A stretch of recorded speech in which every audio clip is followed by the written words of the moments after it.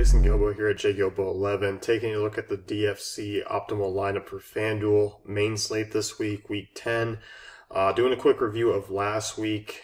We had some decent results. Aaron Rodgers obviously was one of the quarterbacks that we looked at in the cash game lineup. Andrew Luck was in GPP. Drew Brees put up a decent number in the stack lineup. Luck fell a little bit flat in GPPs. Obviously, Frank Gore, 2 red zone touchdowns, kind of crushed that. Aaron Rodgers left it late, but was very solid once again. Obviously, Elliott, much like we will talk about this week, was a tremendous option last week, paid off his price tag. Devontae Booker was a dud. Melvin Gordon was in our GPP lineup, which had a monster week. And then the stacking lineup paired Elliott with Gordon alongside a Michael Thomas and Drew Brees, Brandon Cook stack, so fairly solid there. T.Y. Hilton didn't have the greatest game that we expected. Stephon Diggs had a good PPR game, which was okay for his price on FanDuel, given the half point. Michael Thomas was solid, obviously, with his touchdowns, and then Kyle Rudolph, Will Lutz were all solid as well. Minnesota defense didn't do particularly well, so a couple mixed results, but obviously some good plays in there.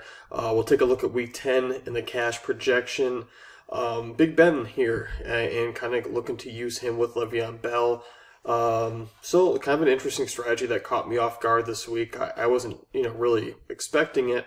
But obviously, I mean, here, 7,700, Big Ben's price has dropped down from the industry, kind of where he's usually been because he's been injured. He hasn't particularly been that great, on and off the season, but he's at home.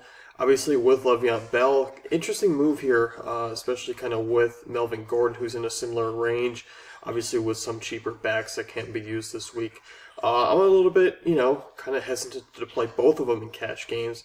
But, obviously, if Pittsburgh's home numbers kind of hold, and they get out into this game flow where things are a little bit more up-tempo, as we've seen Pittsburgh play this year, it could certainly pay off. Obviously, David Johnson's going to be a staple throughout most of these lineups, as he should be for all of yours this week, 9,400. I don't need to dive into that matchup too much. Obviously, you look at San Francisco, horrible run defense. David Johnson torched him on that Thursday night game. You're expecting much of the same here, so I'm not going to really dive into him a whole lot. But interesting here with the receiving core, Julio Jones they're looking to use. We're talking possibly a pretty weakened Philly if Lewis McKelvin is out for Philadelphia in terms of a secondary move. This would give Julio Jones a bump up. Desmond Trufant's also ruled out for this week, so that plays into Jordan Matthews.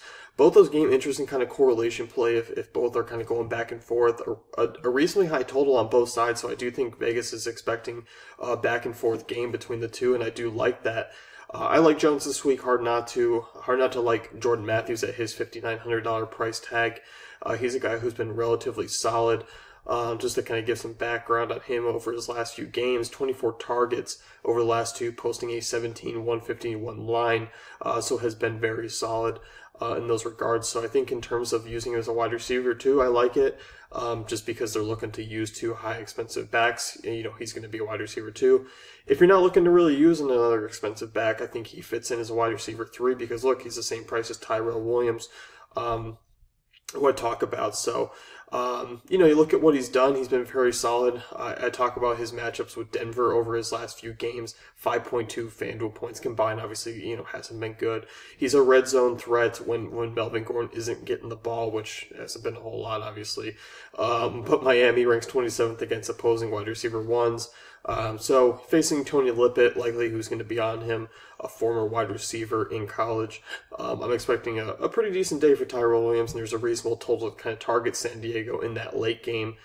So I do like it quite a bit there. In terms of the wide receiver trio, obviously, when you can lock in expensive backs like that with Julio Jones, you're going to look to take a little bit of a price hit, but I don't view Jordan Matthews as kind of a bargain bin wide receiver just because he's priced like one. He's going to be a solid mid-range option for me this week in finding cash games. To round out this lineup, we look at tight end Lance Kendricks, who is going to be, should be a popular play this week in terms of value.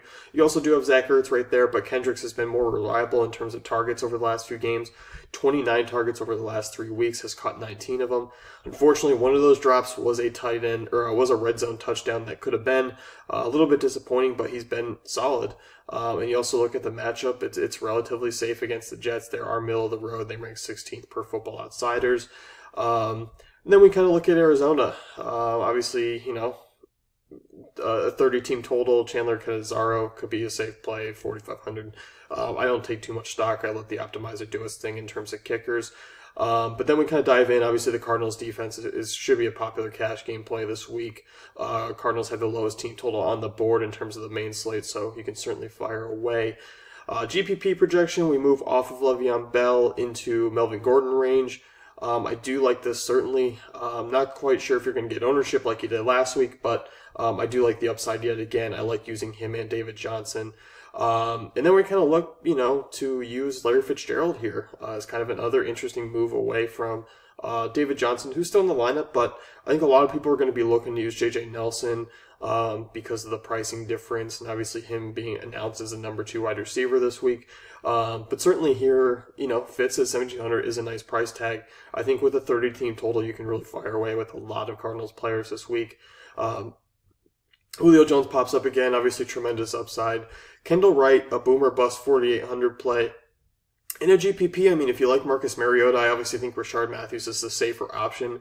In a GPP, we've seen Kendall Wright, have some success, but obviously he's not going to be on anyone's radar this week. But he's on our optimizers in terms of GPPs. So, you look at this matchup against Green Bay secondary that has been boomer bust. They haven't been good on the road either. It's an intriguing play. Josh Lambo with the high total, you can definitely take a look at him. I believe Denny Carter breaks him down in our kicker analysis. And then defense here. This one was an interesting call. Obviously, on the road against New Orleans is usually isn't a place where we find our defenses, especially with Aqib Talib ruled out. I'm not really particularly looking to use him. I know the pricing difference is very cheap for Denver. I'd rather take some other stabs with guys like Washington, San Diego, Kansas City. I think those are more the ranges that I rather use in a GPP format. Not really looking to use Denver. The optimal stack this week is still the Steelers, as expected, given the fact that they have rolled throughout heavily, the first 2 lineups. But also we're kind of looking to plug in Antonio Brown here. Obviously, we know his upside. And if Pittsburgh, if they're putting up the numbers that they usually do at home, we're going to see a pretty good number. Pittsburgh has averaged 28.5 points per game at home this year compared to 17.5 on the road. They have the 3rd highest total on the main slate, 26.5. So it's gone up since it's opened. I like the fact that you are working it into Larry Fitzgerald and David Johnson because that's the highest total on the board. David Johnson's going to be one of the best plays of the week.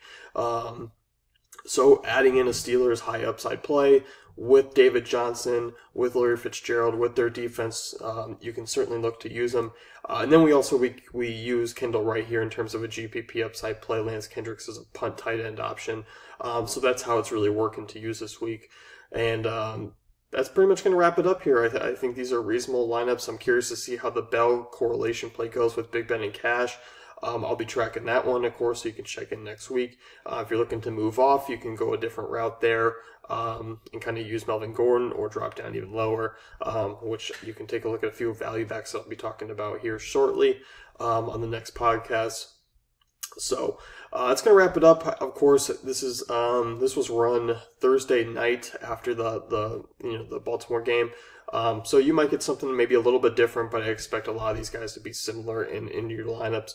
As you know, and maybe if you don't, our updated projections are always going constantly by the hour, consistently changing. So you might get something a little bit different, but be sure to head on over to dailyfantasycafe.com, check out our great Week 10 content. Be sure to check out the cheat sheets as well, and good luck in Week 10.